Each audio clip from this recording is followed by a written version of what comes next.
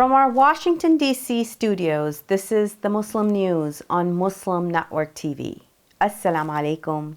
I'm Hena Zuberi. Our top story for today.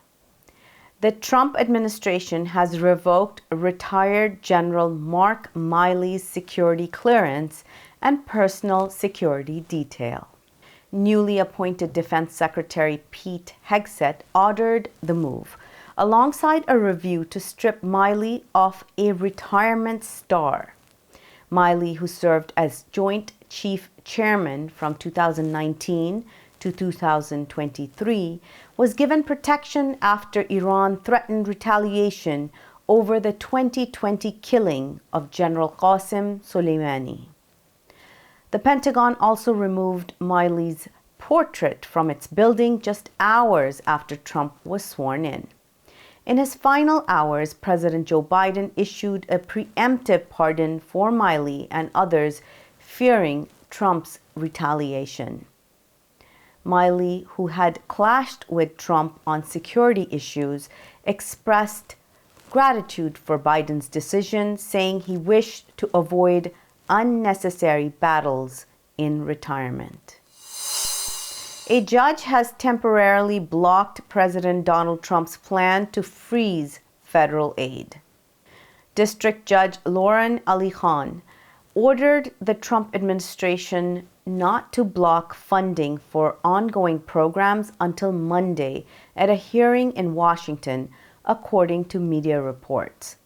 A memo from the White House Budget Office, which called for a spending freeze on federal assistance, has created widespread confusion across the government.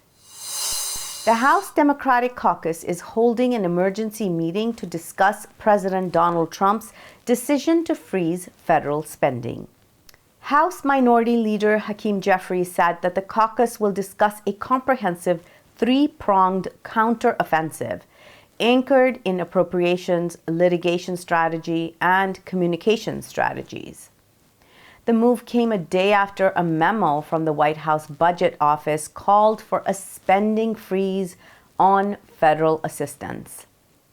That could affect aid to nonprofits, universities, small business loans, and state and local government grants. Earlier, Senate Minority Leader Chuck Schumer slammed Trump over this decision. The Trump administration is offering buyouts to nearly all federal employees, aiming to save taxpayers $100 billion a year. Workers must decide by February 6 if they want to accept the deal, which provides 8 months' pay. A key part of the plan is ending remote work. Employees are expected back full-time in offices. White House Press Secretary Karoline Leavitt said taxpayers deserve workers who actually show up. Those unwilling to return can opt for the buyout. A government-wide email outlined the new accountability measures. Officers say only 6% of federal workers are in the office full-time, which they call, quote, unacceptable. The buyouts exclude military, postal workers, and security roles. The administration expects 5 to 10% of eligible employees to accept, reducing the federal workforce and cutting costs.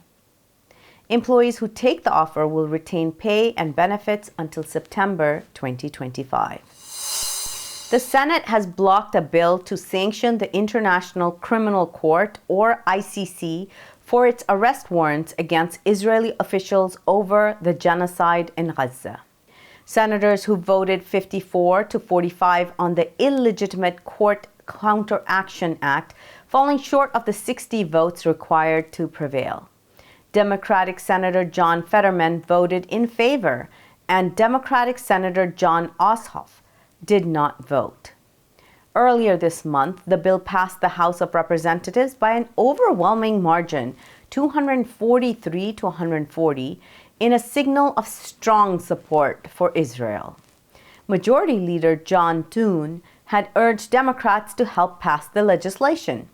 Thune said that the illegitimate targeting of a key U.S. ally should concern all of us, and added that the ICC could target Americans and American soldiers next.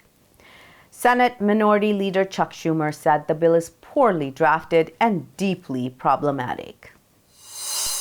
U.S. Navy bans China's Deepseek AI over security concerns. Details come after the break. Stay tuned and we'll be right back.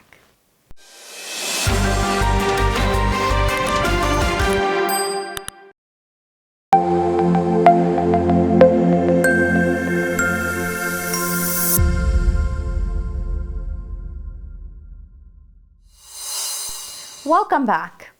The U.S. Navy has banned the use of China's Deepseek AI, citing security and ethical risks. A directive sent to Navy personnel warned against using Deepseek's AI for any purpose, work-related or personal. A Navy spokesperson confirmed the restriction on AI-powered chatbot aligns with official AI policies. DeepSeek's RI-AI model has gained traction, even surpassing OpenAI's ChatGPT in the Apple App Store. Despite its lower budget and older chips, the model is seen as a strong competitor. Its rise has shaken the market, causing AI chip makers NVIDIA and Broadcom to lose 17% in value, wiping out $800 billion. Experts warn that the AI race between the U.S. and China is intensifying. In response, the U.S. announced a new AI initiative called Stargate. It is backed by OpenAI, Oracle, and SoftBank. President Donald Trump called DeepSeek a wake-up call for Silicon Valley, urging American firms to stay ahead in AI innovation. Newly appointed Secretary of Homeland Security, Noem, took part in a police operation targeting undocumented immigrants in New York City on Tuesday.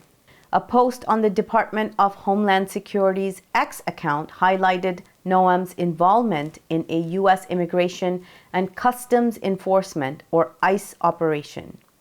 In the photos shared, Noem was seen wearing an ICE police vest. On her own X account, she posted a video of herself wearing the agency's garb. In another post, Noem said that one of the detainees was an undocumented immigrant charged with kidnapping, assault, and theft. Meanwhile, New York's Democratic Mayor Eric Adams confirmed he had directed the police to coordinate with Homeland Security. Robert Kennedy Jr.'s former running mate has issued a strong warning to senators ahead of his nomination vote for head of Health and Human Services Agency. Nicole Shanahan, whose net worth is over $1 billion, has threatened to fund challengers against senators who oppose Kennedy. She said, "Bobby may play nice, but I won't." She specifically named lawmakers from both parties, including Mitch McConnell, Lindsey Graham, Bernie Sanders, and Cory Booker. A tech attorney, Shanahan said she donated heavily to Democrats in 2020 and will closely watch how Senators Warnock and Ossoff vote. Kennedy, an environmental lawyer with controversial views on vaccines, was nominated by President Donald Trump despite bipartisan criticism. Kennedy's confirmation hearings are set for Wednesday and Thursday. Israel's defense minister, Israel Katz, has declared that their forces will not withdraw from the demilitarized zone in Syria's Golan Heights. He said that the army would remain indefinitely to secure Israeli communities in the Israeli-occupied region. Speaking to troops in the area, Katz stressed that Israel will not allow hostile forces to gain a foothold in southern Syria and will act against any threats. He also noted that Israel plans to establish ties with what it's called friendly populations, especially the large Druze community. On Tuesday, the Israeli army transferred military equipment into the demilitarized zone, which it occupied in December 2024. The move violates the 1974 disengagement agreement with Syria. Initially, Israeli Prime Minister Benjamin Netanyahu had called the occupation temporary, but did not specify a withdrawal date. The situation in Syria has drastically changed since December when anti-regime forces took control of the capital Damascus, forcing President Bashar Assad to flee to Russia. A new administration led by Ahmed al-Shara has since taken power. Israel's expanded control over the Golan Heights comes amid regional uncertainty, raising tensions with Syria's new leadership. Volunteers are distributing biscuits, leaflets, and wristbands with children's personal information to displaced Palestinians returning to northern Gaza.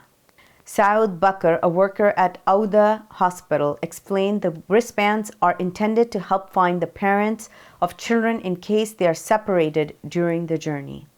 More than 300,000 displaced civilians returned to northern Gaza since Monday under a ceasefire and prisoner exchange agreement with Israel. The first 6 weeks phase of Gaza ceasefire agreement took effect on January 19th. Israel's genocide has killed more than 47,300 Palestinians, most of them women and children, and injured over 100,000 since October 7, 2023. The Israeli onslaught has left more than 11,000 people missing. The International Criminal Court issued arrest warrants in November last year for Netanyahu and his former defense minister Yoav Gallant for war crimes and crimes against humanity in Gaza. The Lebanese army has taken over an underground Hezbollah military complex in southern Lebanon. Images published by the Al Jadid news channel showed underground tunnels containing military vehicles, missile launching platforms, and ammunition manufacturing equipment. The channel said that the underground complex is between the towns of Wadi Jitu and Jouaiya in southern Lebanon. Social media activists suggested the facility was the Imad 4, which Hezbollah had introduced in August last year during the course of cross-border fighting with Israel.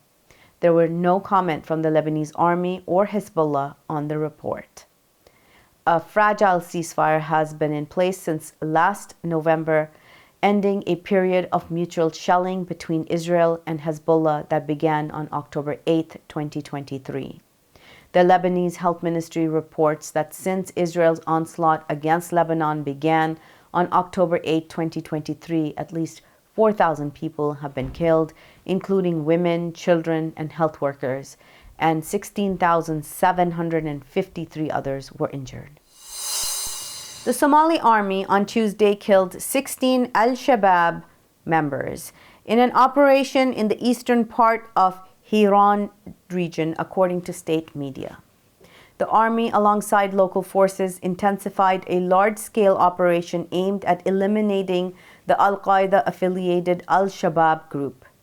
The Somali news agency SONA reports that security forces captured several strategic locations, including Bira Yabal, Bur Abutu, and Kadao Guri. The army said in its ongoing operation aims to fully liberate Somalia from extremist groups and ensure lasting peace and security for Somali citizens. The Horn of Africa country has been plagued by insecurity for years, with the main threats emanating from Al-Shabaab and ISIS. Al-Shabaab has been fighting the Somali government and the African Union peacekeepers stationed in the country since 2007. The Doomsday Clock now stands at 89 seconds to midnight, the closest it has ever been. The Bulletin of the Atomic Scientists, or BAS, moved it forward by 1 second, warning of increasing global dangers. The clock was created in 1947 by scientists including Albert Einstein and Robert Oppenheimer. It symbolizes how close humanity is to catastrophe. It also tracks risks like nuclear war, climate change, and emerging technologies. Each year, a panel of top scientists, including 10 Nobel laureates, sets the time based on global threats. The only major rollback was in 1991 after the US and Soviet Union signed a nuclear arms treaty. The BAS warns that insufficient action has been taken to prevent existential threats. The clock's movement serves as a stark reminder that if world leaders fail to act, humanity could face irreversible disaster. That's all from our Washington, D.C. studios. Thank you for watching Muslim News. We're a community channel dedicated to bringing you stories you can trust. Please like, share, and subscribe to our content. You can also comment to let us know what you think of our coverage. You can donate now by visiting muslimnetwork.tv/donate. For more content, keep watching Muslim Network TV. Assalamu alaikum.